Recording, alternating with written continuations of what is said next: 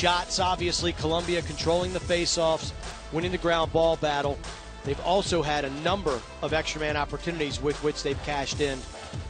So Colombia right now dominating the Costa Ricans and on their way to 37th place if the boys in red don't up their game. Somebody's going to win their first ever international match here between the two, both at 0-5. You talked about the penalties. Colombia with 8 in that first half. Costa Rica with 5. Clears. Colombia 6 of 9. Costa Rica 5 of 12. We talked a lot about that and how difficult that's been for them so far in this first half. Second half is underway. Colombia on the offensive end. And the Costa Ricans have not taken advantage of those 8 Colombia fouls. They are over on the extra man offense, which is a killer. You've got to convert with the man up.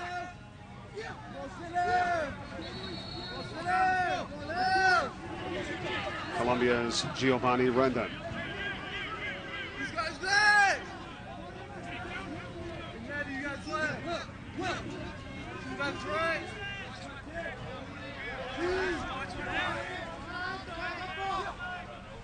Rendon with the shot, bounce shot, a little wide of the mark, but backed up by Timothy Drumtra, who has a hat trick in today's game. Has 7 goals for the tournament.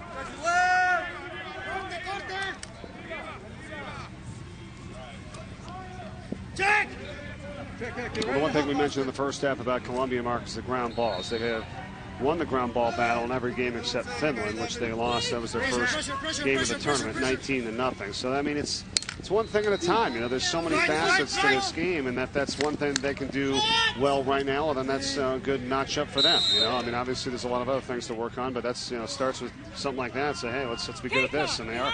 Well, that's a good sign. It shows that they hustle and that they're scrappy.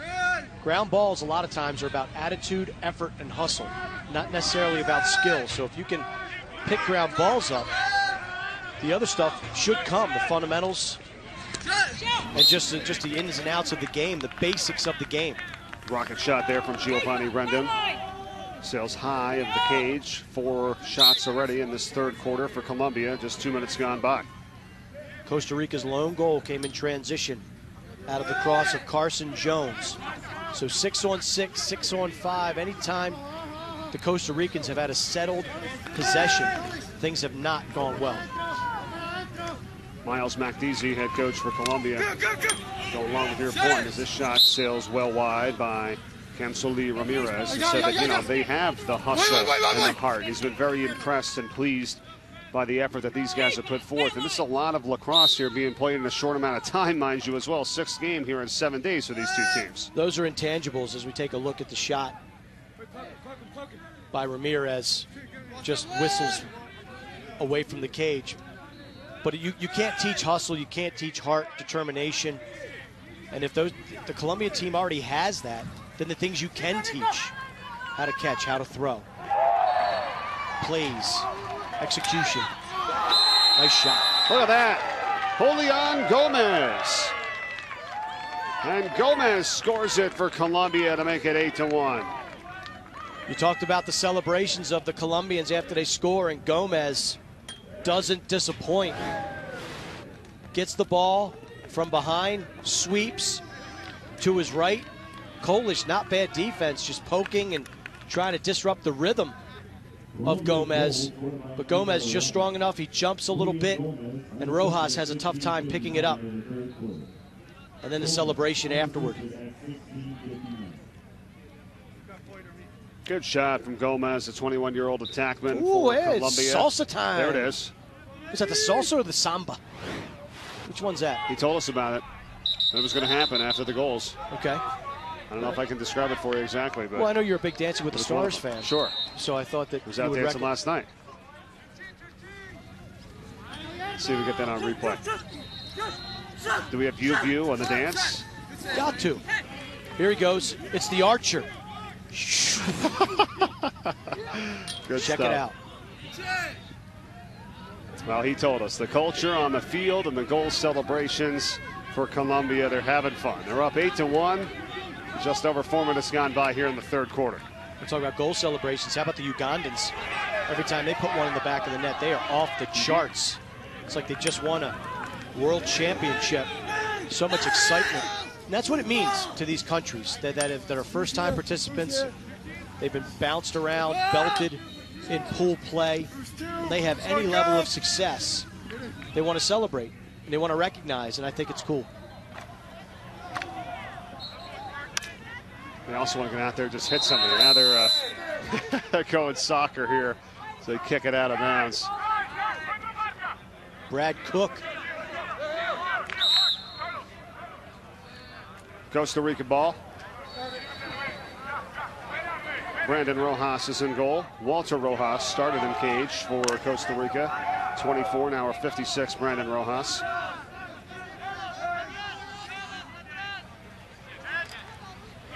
Again, that's kind of what I'm getting at, Mark, is hey, let's just loft it, you know, deep up the field like down on the clear. That's really to nobody. Yeah, they're learning. They're still learning. This team hasn't been together all that long. And like you mentioned, I mean, we've talked about it ad nauseum in the blue division with the U.S. and Canada, Australia, the Iroquois. This tournament becomes a war of attrition. Not only do you have the physical component where your body's just beat up, worn down, legs are tired, muscles are tight, the bruises a little more tender each and every day, but also the mental aspect of it. You know, you've been beaten. This Costa Rican team has just been manhandled the entire tournament. To come out each and every day and put the jersey on and represent and hustle, it's a tough thing. Well, I talked to Austin Kolish, number 20 for Costa Rica in red. He's out there right now in front of the cage on defense for Costa Rica, and he just said the same thing you did. He says everybody's beat up. Because I asked him about when you get injured, or you know, it's game after game after game, or you've been battling injuries and you're sore. He's like, we just got to do it, but we're happy to be out here playing, and everybody else is in the same boat. That's the thing. And it's only a 23-man roster, whether the USA, the Iroquois, or Costa Rica. It's only a 23-man roster, so you can't, you know, unless you're really hurt, you can't sit out because you're just taking a body away from your coach, from your teammates, from your country. And we've seen a couple of injuries in this World Championships at the lower divisions.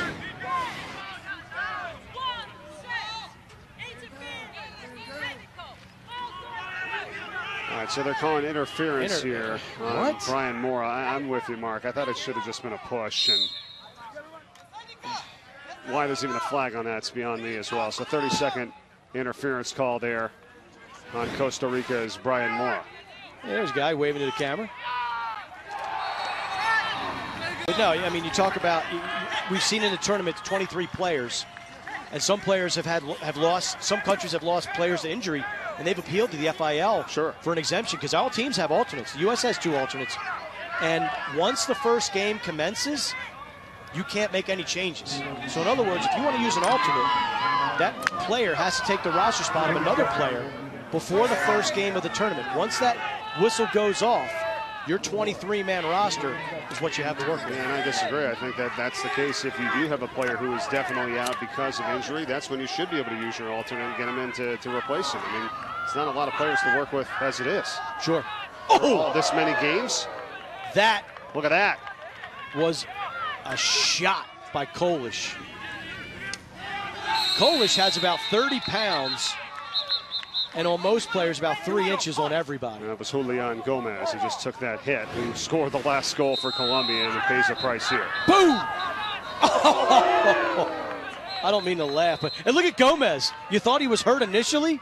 He's just like, oh man, I just got freight trained. Look at Kolish though. He lowers his shoulder, both hands on the stick away from Gomez, and just drops him like a bad habit. You cool on that hit? That's legal? I'm cool with it. Okay. Yeah, I'm cool. Look at the Colombian bench is cool with it too. They're cool with it. I'm cool with it. No, it was legal. It was legal. It was clean. All right, so it's 8-1 Colombia with 11:35 to go in the third. We got a timeout. Coming up later today, we talked about it. USA, Australia, 6:30 p.m. Eastern time, and then in Canada and Iroquois at 9:40 right after the USA game. And Canada and what you've seen from them so far. Curtis Dixon, Zach Greer. I love the addition or the move of Jeremy Noble to the attack. It gives them a tremendous dodger and a good feeder. This is Cam Flint against Australia. This is a team that lost to the United States 10-7. A lot of people just kind of said, what's wrong with Canada? They don't have the athleticism or the dodging ability to win. But I tell you one thing, as we get a look at the couple of the Maple Leaf faithful, I tell you one thing, the Canadians have made some offensive adjustments. We'll see the health of Mark Matthews. He left the Australia game with what looked like a pretty severe leg injury a couple of nights ago. What's his availability? The albatross on the left-hand side of that Canadian attack. Are they watching the game right there on the phones here on ESPN3? Could be. Columbia players and coaching staff said that they had watched that USA-Canada game, which opened up the tournament way back last Thursday. And the 10-7 win, as you said, into the stadium. And opened up their eyes. You know, they watch that kind of brand of lacrosse, and they see everything that goes on there, especially the hitting. There wasn't a lot of penalties and flags called in that game, a lot of physical play. But it opens their eyes to see what, you know, the true game and the fundamentals and the plays and everything that goes into it is like. And there's just a long ways to go, but it's exciting for these countries that build up the playing of lacrosse, see what it's all about, and get the opportunity here today in this game. Well, that's what the United States, the Canadians, the Iroquois, everybody looks up to those guys. The Thompsons on Iroquois, they're the most famous lacrosse players in the world right now. Paul Rabel for the United States is Captain America. You know, everybody emulates the way Rabel plays. And then Canada, of course, you've got Brody Merrow, who's been around forever with the long stick. The neat thing about it, you touched on it earlier in the broadcast, is most of these teams are staying in the dorms over at University of Denver, so they are having breakfast together. They're having a throw around together. They're socializing, and trust me, teams like Colombia, Costa Rica, they look up to the U.S. players, the Canadian players, and those countries' athletes have been very generous with their time, with their teaching, and with their expertise. It's like the Olympics. Shot from Will Cañas off the mark there, and a save by Brandon Rojas. So 30 shots to 12 in favor of Colombia in this contest. Well, speaking of the Olympics, there are representatives here being entertained by FIL leadership. Push being made to have the Olympics recognized as a sport, lacrosse as an Olympic sport in 2024. And how that will change things, especially for the countries that are just getting into playing lacrosse, and then the support and the money from the government in the countries. That's really going to spark things, because a lot of these people and a lot of these players and countries, we've talked to them about it, they have to raise the money. They got to raise the funds. Colombia had to raise $28,000 to help get all their players over here to come play in the World Lacrosse Championships. Nice saves by Rojas, 2 in a row. And this is where you just need to run. Head up, run, take the angle. Nice job. Watch out. Hernandez gets de-sticked. It's been tough sledding, to say the least. 5 of 16 on clears now for Costa Rica in this ball game. Slash right in the back. Good no call. Here they go. Acuna. Shoot it. Saved by Sebastian Velez. And no goal. The rebound. The flag is down.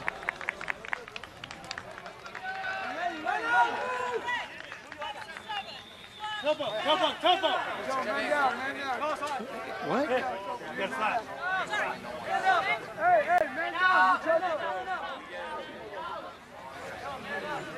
down. Hey, man down, all right? Man down. Red 7-7. Austin, we're man down. So they called the slash, okay. It's a slash. But yet they let the play continue, and they let Costa Rica get a shot off. Fabian Hernandez on the slash for Costa Rica. This is a killer, okay? This is a killer. And look, I'm a referee. I know how hard it is to administer a game. But you had the single-side official who decided to pass on that slash, okay? The single-side official passed on it, who in fact is the crew chief of this game, Dave Hallen, okay? You got the far side official making the call, and then to make matters worse, when the play's supposed to be killed, the referee lets them continue to play, and you just confuse everybody. And I'm sorry, but there's been too much of these conferences taking place in this World Championship when certain referees are involved. It's got to be better. Mark, you would have lost it last game in Turkey and Mexico that we just did. One of the officials was over at the scores table literally making the call. Play did continue, and they scored, and they counted it. We're watching the referee to get the call. That's on the on-field. Honestly, the play continued, and a goal was scored. I'm like, oh, goal here, but So I think first things Even first. look at the Mexican players, they're like, what? We thought our game was screwy. What's going on here? Exactly. You got to get the call down first, and then we'll get back to action. It's a little bit too fast at times. You know, in a game that needs to kind of get slowed down a little bit on both sides for each team. Well, we'll try to piece together what the ultimate. So no flag, which is, you know, look, great game management by, I believe it's Dave Hallett. He saw the back check, okay, but he recognizes the score. He recognizes the situation. Why the hell are you going to throw a flag from all the way across? Stay out of it, man. Stay out of it. Well, here's a flag now thrown in midfield. Colombia with the ball. Rendon with it with under 9 minutes to go in the third. Colombia in command by 7. Colombians have too many men on the field. Or no, they don't. No, that was a long pole that came off and on. Okay, here we go. 25 red, it's offside, it's technical. Offsides for 30 seconds on Roberto Barajantes for Costa Rica. 32nd man up coming up here for Colombia. What I wanted to ask you is, you know this in terms of the NCAAs, it doesn't work this way like it does here in international, that, you know, once the ball hits the turf or whatever, then the flag gets on and say, hey, you didn't lose possession. I think it should continue until you lose the possession and the team gets the ball. Why do they? This is international rules, and it's been this way forever. So, you know, it's not. Do you like it?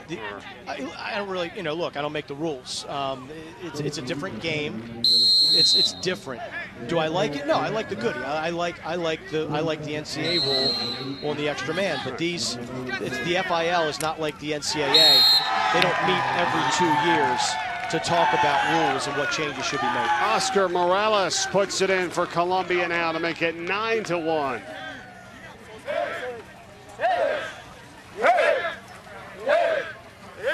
One, two, cha-cha-cha. 1, 2, cha-cha-cha. The Colombians, they're feeling it right now. Nice feed inside. Good recognition by Morales to turn. And he's lucky he didn't get a Polish sandwich. Kolish had him in his crosshairs, but Morales keeps his head, keeps his wit, sets his feet, sticks it. Then we get a little conga line going on the Colombian bench. As a referee, like you said yourself, and really been involved in most facets of the game of lacrosse on the broadcast side and playing when you were a player at Johns Hopkins and then refereeing as well. Do you go in thinking about the teams and the styles and what you know about them and how you like to call the game? Because doesn't it need to change depending on who is out there? Or do you try to always do the same thing all the time, no matter what? Because if you did that here in this game, this is what we're getting, all the flags, all the calls. Wouldn't you, like you said, maybe be a little bit more lax or whatever, no pun intended, especially with these kind of countries that are both really developing? Every team brings its own reputation, its own challenges. So you know personalities, you know reputation, but you leave it at the front door. You leave it at the front door. If you've got two teams that average 15 fouls a game, you're anticipating a physical game. You're anticipating throwing a lot of flags. Let's say one of them decides to play zone. Let's say one of them decides that we're going to be really under control today. What if they hit all their checks? What if they play disciplined? Am I supposed to throw flags on stuff I don't see? You have to adjust to the game. You look just like these athletes on the field. You let the game come to you. And once you get into a groove, you have to be consistent. You have to be communicative, not only with your partners on the field, but with the coaches, with the players. You can't let reputation dictate how you're going to call a game, because you just never know what you're going to get. Well said. We've got 80 officials, mind you, from 17 different countries, so it's also a work in progress for them. They're doing a great job, and these crews have now worked together a couple of times. Maybe even here on day 7 you haven't. But it's just amazing. In some, I don't want to get in any trouble. I don't want to throw anybody under, but some of these officials, I haven't seen any improvement from day 1 through day 7. I'm with you. And you can't say that. You know, some of these teams, you've seen improvement on their field of play. Some of the referees, you've seen some great improvement. Others, not so much. Costa Rica ball with 4:52 to go. Third quarter, down 9-1. They've only scored 11 goals in the tournament thus far. Hit nice right there from Carson Jones. And now, you know, the referees are kind of letting some things go. That one was a little high, but hey, again, recognizing score. Did the player get up in from Colombia? Yes. Good game management again by the officials with that no call.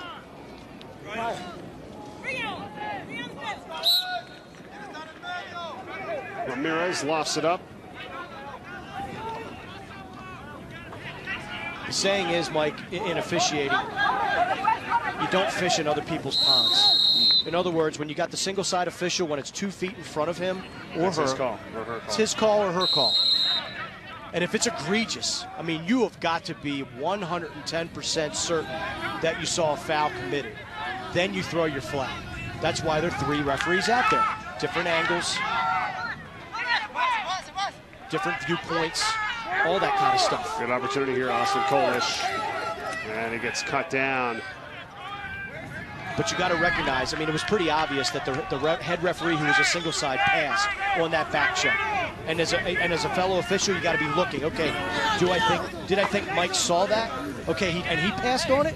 Then I'm not going to take him. You know, from 60 yards across the field.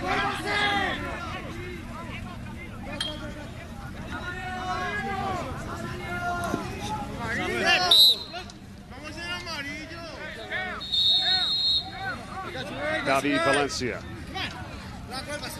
for Colombia to put it back in with just over 3 minutes to go in the third.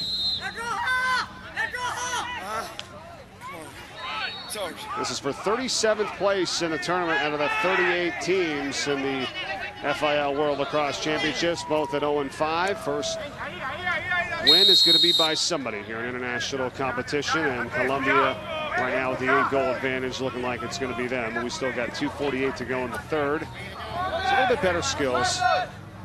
You know, sometimes you get teams like this together to say, okay, 0-5, 0-5, but, you know, one's going to show you a little bit more. And it's certainly been Colombia here today. I like the effort of Colombia, the energy. They've executed a little bit better. But look at Costa Rica. They're still hustling after ground balls, playing good defense.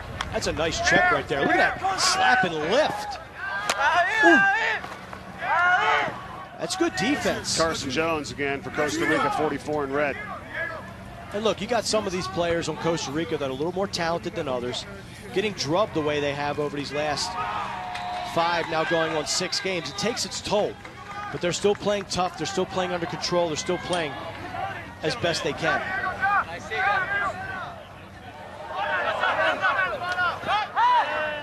There's Brandon Rojas. Now run like your hair is on fire.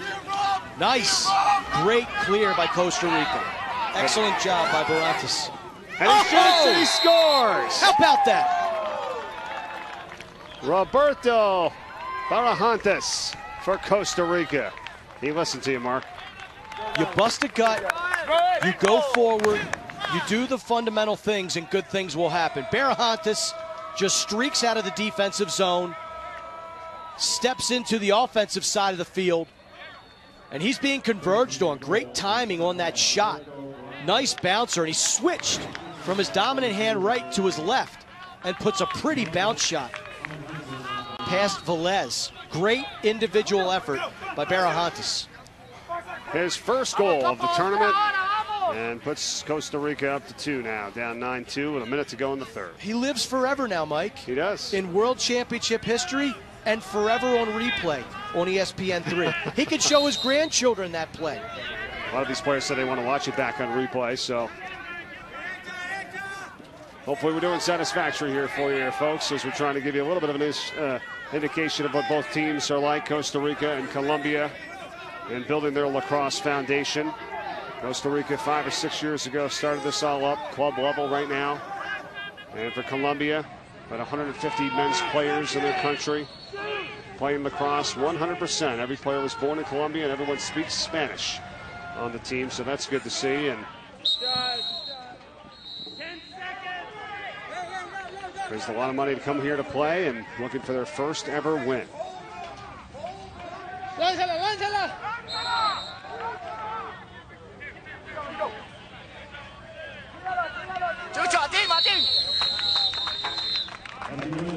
That will do it for the third quarter. So we have reached the end of 3. 20 more minutes will be on the clock for the fourth.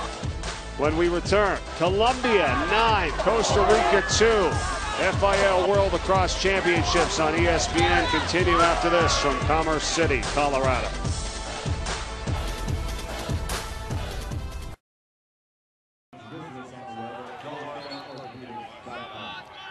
Fourth quarter coming at you from Commerce City, Colorado, just down the road from Denver. Mike Corey and former Johns Hopkins midfielder Mark Dixon here on Field 10. Dick's Sporting Goods Park. Beautiful day here on this Thursday for the FIL World Lacrosse Championships on ESPN. Good to have you with us. One of our 42 broadcasts on our networks, as we'll culminate it with the championship on Saturday night, July 19th at 9 p.m. Eastern on ESPNU. We've got the semifinals coming up later tonight between USA and Australia and Canada and Iroquois. But right now, the fourth quarter between Costa Rica and Colombia. Both at 0-5. Someone's going to win their first ever international match here today. And right now, Colombia with a 9-2 advantage as we go into the fourth quarter. And some of the numbers, Mark, from the first three quarters. If you're Costa Rica, obviously the things you got to work on, the turnovers. 22 turnovers, clearing the ball 7 of 19, and then extra man opportunities are 0 for 8. They've had some chances, but 0 for 8. Got to sneak in a goal or two there, don't you think? The EMO is troublesome. You got to convert. You want to be at least 35, 40% on the EMO. You never want to go 0 for. But hey, a bright spot. Costa Rica just won their first faceoff. That's the good news. The bad news is threw it right out of bounds. How about this guy with the ball? Just got a tweet that Tim Dumtro is a sophomore at Tusculum College, an NCAA Division II school in Tennessee.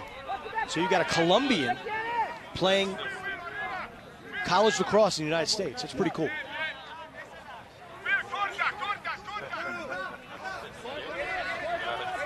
Colombia ball here with Daniel Rodriguez. Had a steam. Rodriguez launches high of the goal. Defense for Costa Rica. You can see they're on some rubber legs right now. They've played a lot of defense, not being able to.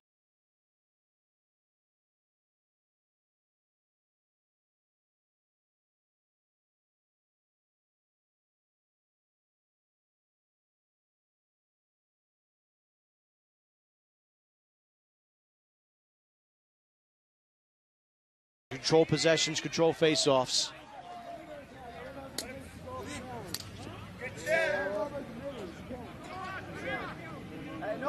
Jesus Rodriguez goes by Chucho.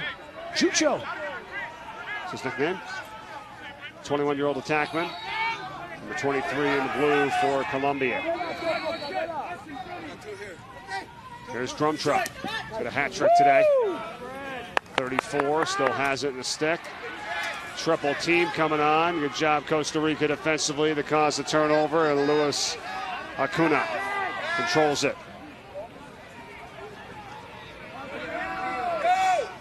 Swing it, right? Find the open guy. Clearing has been a problem all day long for Costa Rica. Here's where the short sticks. That's a nice clear. Collins, sky whammy.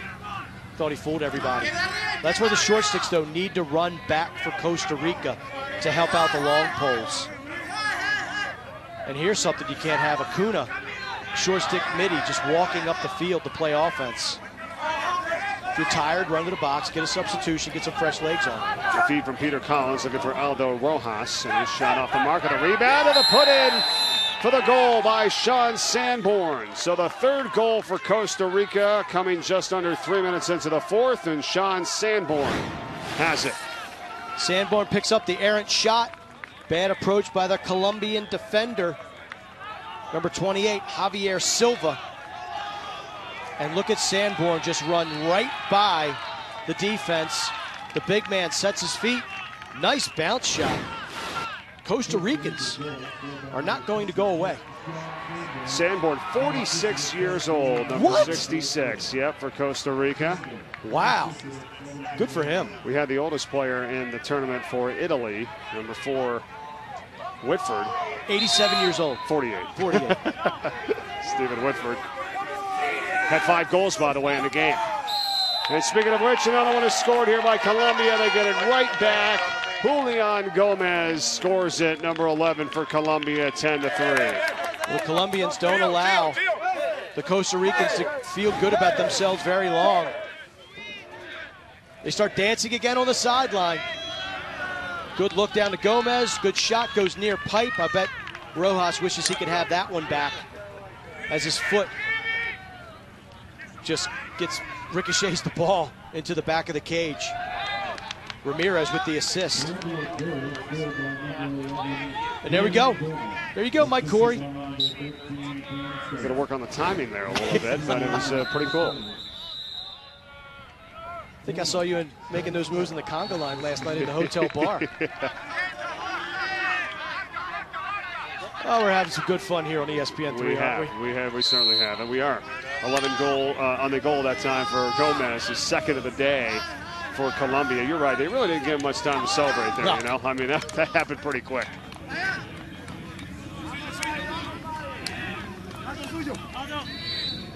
It's been a fun week out here, a lot of games. 142 games that they put together in 10 days for this tournament.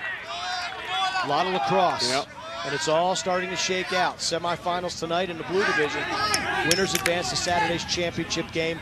But you still have teams like Japan, England, Scotland vying for 5th place, 7th place, 9th place. It's a badge of honor. Placement matters. They pass in front there. And Jesus Rodriguez. Shot, they're going to get it back. Good rebound. One more! For a moment, anyhow. Now Costa Rica trying to get this one. Instead, stick knocked out of the hand of Julian Gomez. Awarding the ball to Costa Rica.